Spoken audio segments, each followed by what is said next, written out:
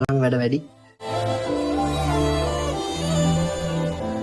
ආදි අද නම් අවසර කලින් වැඩි ඉවර කරහන් ඈ පොඩි ගමනක් තියෙනවා යන්න. පුළුවන් ඉක්මනට ඉවර කරන්නම් බා. අද නම් වැඩ වැඩි. හරි බා මං ගිහින් එන්න. මම වෙලාවට මෙතනට එනවා. උඹලා ඇත් වෙලා ඉඳා. හරි බා. පරිස්සමෙන් ගිහලා වරේ.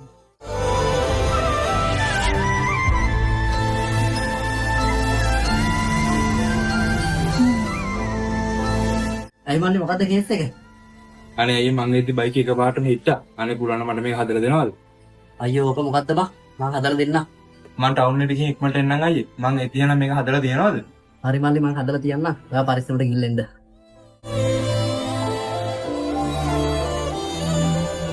අනේ කොච්චර ලස්සන බයික් එකක්ද. ඒ මල්ලි ගොඩක් මහන්සි වෙන්න ඇති මේ බයික් එක ගන්න.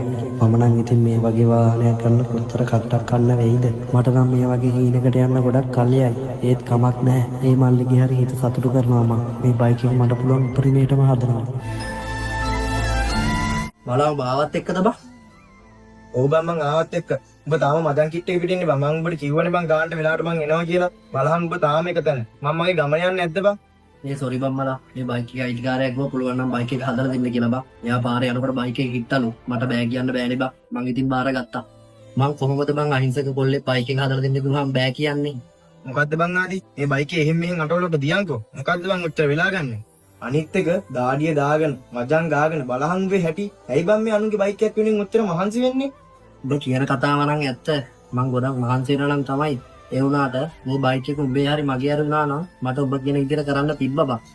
ඉතින් නිකමට හිතලා බලහන්. මේ කොල්ලා මේ බයික් එක ගන්න කොච්චරනම් කට්ටක් කන්නේ නැද්ද? ඒ ඉන්න විහිළුවටවත් අනුන්ගේ හීනත් එක්ක සෙල්ලම් කරන්න හොඳ නෑ බං. තමන් ගැන විතරක් නෙමෙයි අනිත් අය ගැනත් හිතන්න. එයාලා මහන්සි වෙලා ගන්න හීන කවදාවත් බොද කරන්න හිතන්නවත් එපා.